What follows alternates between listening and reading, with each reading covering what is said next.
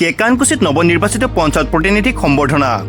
কেকানকুছি অনুষ্ঠিত জাতিগাঁও উন্নয়ন সমিতিৰ উদ্যোগত নৱনিৰ্বাচিত 53 নং জয়সাগৰ কেকানকুছিৰ গাঁও পঞ্চায়তত প্ৰতিনিধিক সম্বৰ্ধনা। সোমবাৰে কেকানকুছি অনুষ্ঠিত জাতিগাঁৱৰ ৰাজহুৱা নামঘৰ প্ৰাংগণত অনুষ্ঠিত হয় এই সম্বৰ্ধনা অনুষ্ঠান।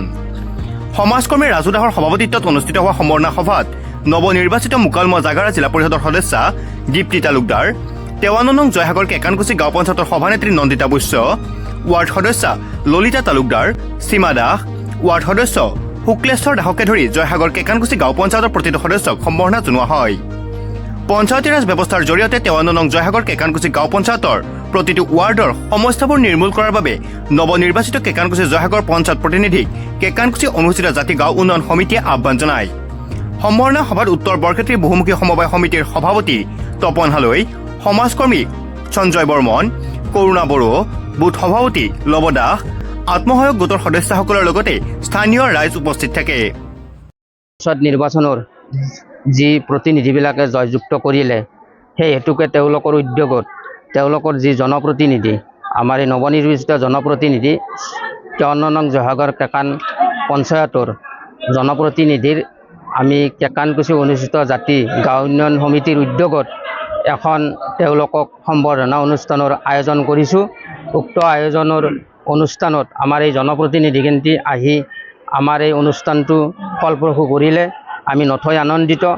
আমাৰ এটাই কনচেপশ্যন, আমাৰ কেকানকুছি অনুষ্ঠিত জাতি আজি প্ৰায় 2013 চনৰ পৰা প্ৰাক্তন বিধায়ক নাৰায়ণ ডেকাৰ দেৱৰ লগত ওতঃপ্ৰোতভাৱে জড়িত আৰু তেখেতৰ যি উদ্যোগ সেই উদ্যোগত সহানুভূতি হৈ আমাৰ কেকানকুছি অনুষ্ঠিত জাতি ৰাইজে তেখেতৰ এই উদ্যোগত আমাৰ দলীয় ভিত্তিত তেখেতৰ ছাপৰ্টতে আমি গোটেই মানুহখিনি 2013 চনৰ পৰাই আছোঁ আৰু এই 2013 চনৰ যি উদ্যোগত থাকিলোঁ উদ্যোগদাতা হিচাপে মই শ্ৰী লৱ দাস আৰু শ্ৰী শুক্লেশ্বৰ দাসৰ উদ্যোগতে এই কেকানকুছি অনুষ্ঠিত জাতি গাঁও উন্নয়ন সমিতিৰ যি ভোটাৰ ৰাইজ এই ভোটাৰ ৰাইজে ফলপ্ৰসূ পাইছে আৰু বিগত কালচোৱাত আমাৰ 2016 চনত যেতিয়া নাৰায়ণ ডেকা MLA হৈছিলে সেই MLA হোৱাত আমি আমাৰ অনুষ্ঠান প্ৰতিষ্ঠানবিলাকত তেখেতে বহুত সহায়ৰ হাত আগবঢ়াইছে আৰু গভৰ্ণমেণ্টৰ পৰা যথেষ্ট স্কিম আগবঢ়াইছে।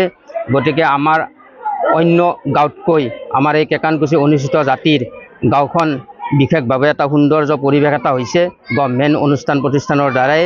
গতিকে আমি এই হিচাপতে আমাৰ দলীয় নেতা নাৰায়ণ ডেকাক ধন্যবাদ জ্ঞাপন কৰিছোঁ আৰু আমাৰ অসম চৰকাৰ বিজেপি চৰকাৰখনকো আমি ধন্যবাদ জ্ঞাপন কৰিছোঁ। আৰু এই যিটো উন্নয়নৰ যিটো ধাৰা এই উন্নয়নৰ ধাৰাটো 2013 চনৰ পৰা আমাৰ বিৰোধী দল বিৰোধীৰ কিছু লোকে এইটো দেখিব নোৱাৰে। মানে আমাৰ দাদাৰ নেতৃত্বত যিখিনি কাম হ'ল এই বস্তুটো তেওঁলোকে অলপ দেখিব নোৱাৰা এটা ব্যৱস্থা হৈছে। তাৰমানে কথাটো হ'ল এনেকুৱা যে আজি প্ৰায় 15 বছৰ আমি কংগ্ৰেছৰ দিনত একো কৰিব পৰা নাছিল তেওঁলোকে, আজি আমি 5 বছৰ বা 10 বছৰৰ ভিতৰতে বহুতখিনি কাম কৰিলোঁ। তেওঁলোকৰ অসহ্য হৈ গৈছে। এই অসহ্যৰ বিনিময়ত আমি যি নেতৃত্ব লৈছিলোঁ শ্ৰী শুক্লেশ্বৰ দাস আৰু ময়ে নেতৃত্ব বিশেষভাৱে লৈছিলোঁ এই গাঁওখনত। আমাৰ গাঁৱৰ মানুহখিনিয়ে যথেষ্ট ভাল পায় আমাৰ দেউতাক, আমাকে নেতৃত্ব বহন তেওঁলোকে কৰে।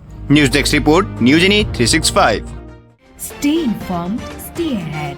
News Any 365.